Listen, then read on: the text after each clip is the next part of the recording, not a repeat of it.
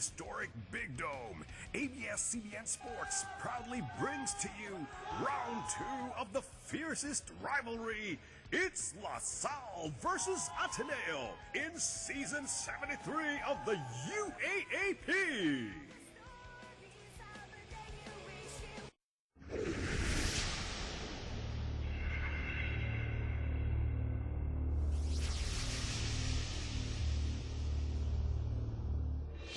I feel energized when I hear the USD crowd cheer, "Go, Ste!"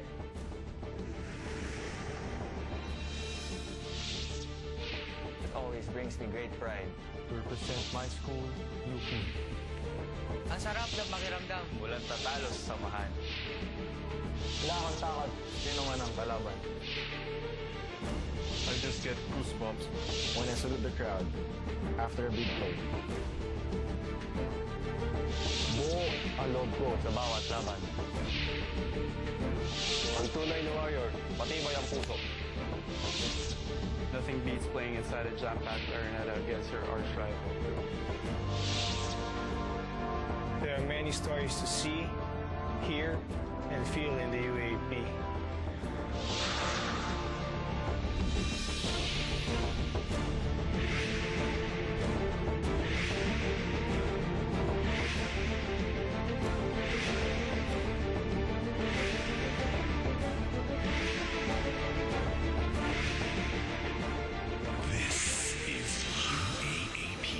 Season 73, ABS-CBN Sports.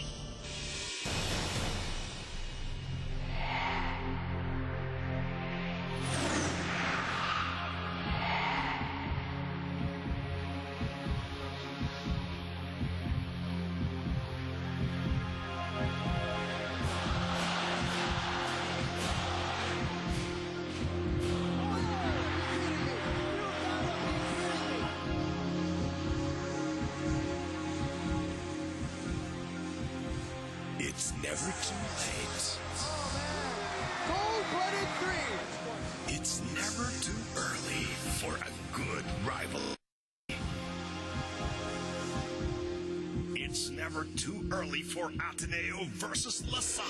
Yung mga time na yan, parang feel ko, parang nasa amin na yung game. So, sobrang saya na, ganun, kumpiyansa na mananalo. Nakakainis, syempre, kasi parang yun na nga, nasa amin na last 3 minutes, lamang ng 9, tapos matatalo pa ng 2 points, parang sakit sa pakiramdam. Sana huwag na maulit-ulit. The tap going to Kirk Long. Long puts it up. Yeah! It felt good. The crowd was behind our back. We had all our support there. We had been playing the defense that we wanted to come out and execute, and things were going well. On offense, our shots were falling. Joel all the way, draws the foul. He'll go to the field. Yeah, the fourth quarter when I fouled out, it was. I knew in the last couple of minutes you want to play smart, you want to execute well, and maybe my last foul was a ticky-tack foul, could have been avoided. So I felt like a little bit let my team down on that play, and I just really wanted to be in there the last 2 minutes to, enjoy the end game and just help my team in any way possible, which is sort of hard to do when you're sitting on the bench. And a foul on Ateneo. On Kirk Long. Oh, look at that. I didn't see that reaction. Oh, Coach Norman Black. He's livid. Think about the fact that they're chipping the lead down. You're just trying to hold on to the lead and trying to win the basketball game. So there were no inner feelings personally, but more is just how do you stop the run?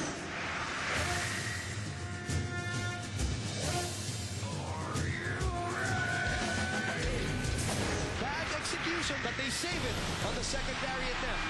Only a 5-point lead here. Siyempre, masaya kasi after 3 years ata, hindi sila nanalo. Tapos first time, tapos ako pa yung nakapanalo ng game na, masaya ako doon kasi proud ako na nabigyan ko ng panalo yung Salle. Sa after 3 years na laro sa UAP.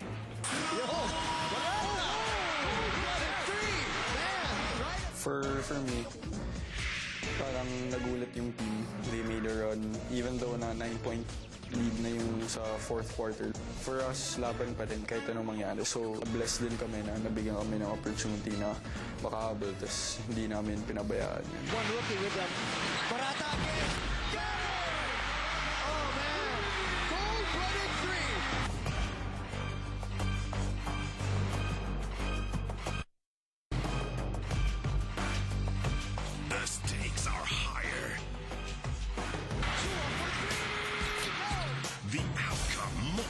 crucial.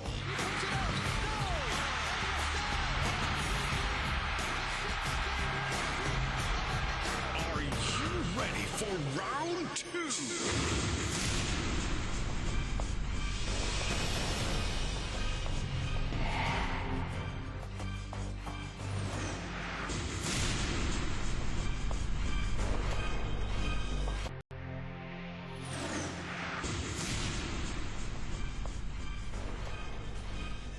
The most heated rivalry in all of Philippine sports is rekindled once again here at the Araneta Coliseum. This is the main event of your Sunday Showdown live on Studio 23, Ibaka Barkada and Balls HD Channel 167.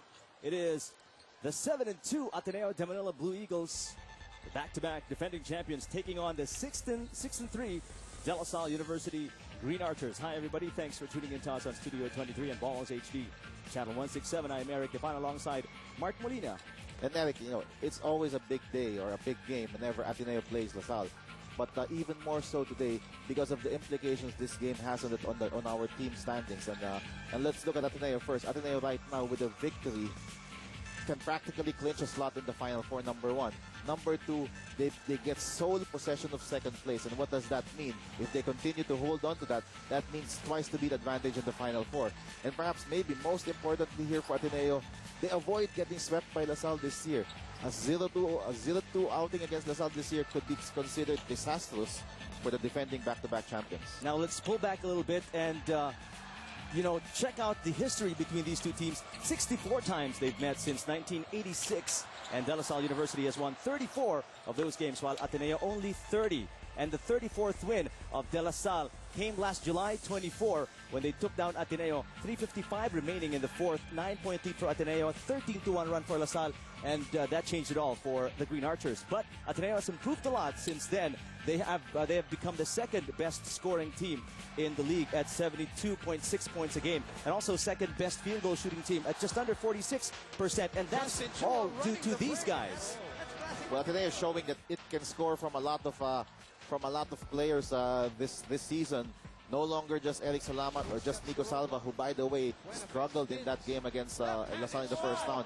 They're getting contributions from Justin Chu, double figures average in the second round. They're getting contributions from Ryan Bonafé.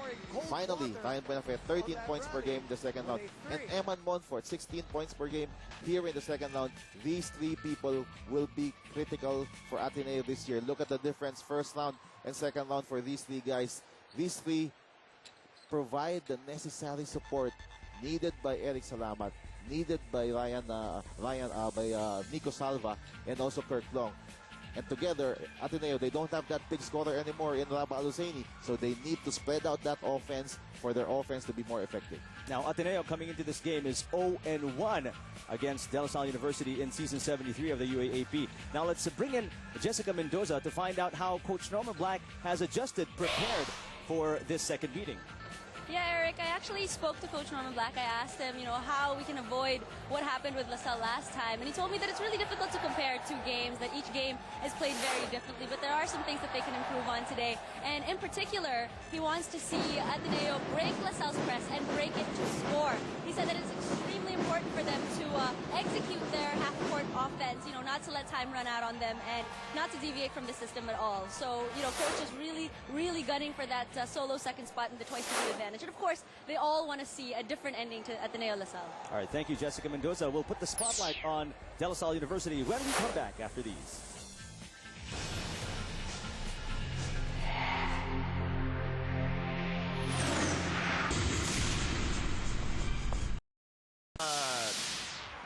Head coach of the Blue Eagles, Norman Black.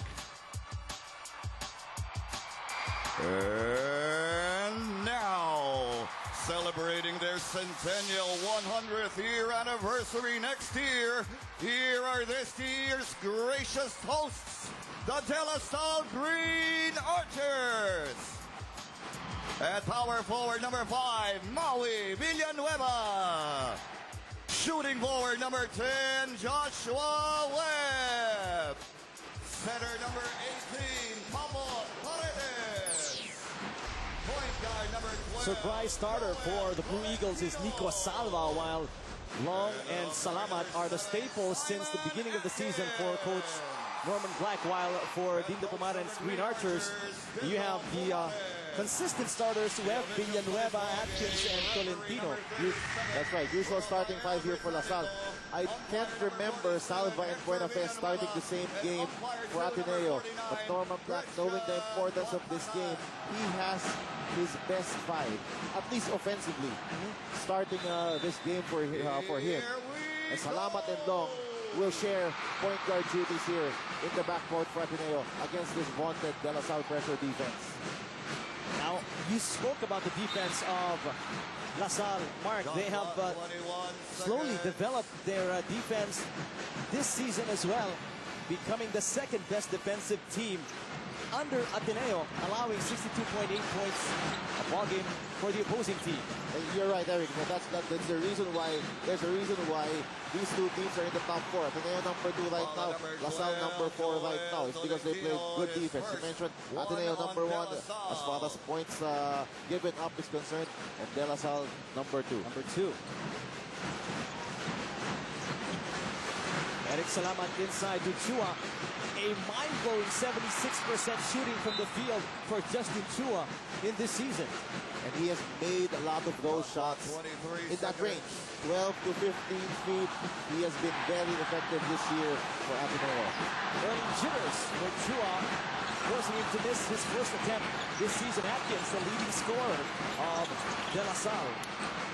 But keep in mind, nobody in LaSalle averages in double digits. Very balanced scoring for this De La Salle team, led by their power-packed bench unit. Tough shot for Salamat as Paredes was all over him on his first attempt from the field. This is one guy that has quietly improved all year long for LaSalle. The rookie, Paco Paredes, he's now a force on defense. Paredes has taken away the starting spot at center from Ferdinand because of his excellent play. Let's go ahead and listen to Erin Torrejon.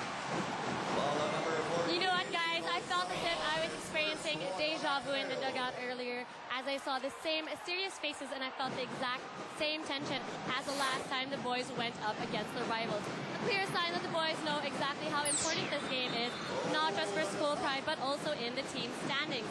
As Coach Gino constantly reminds the boys that they need to catch up with the teams on top. Aside from this reminder, Coach Gino warned the boys about the individual tendencies of the Blue Eagles and that they need to always take note of Ateneo's half-court offense, because this is something they execute very well. So for today's game, the Archers have to push the Blue Eagles out of their comfort zone and force them to play 40 minutes of aggressive, fast-paced LaSalle basketball. Eric and Mark. Thank you, Aaron, for that Samsung Courtside update. Turn on tomorrow.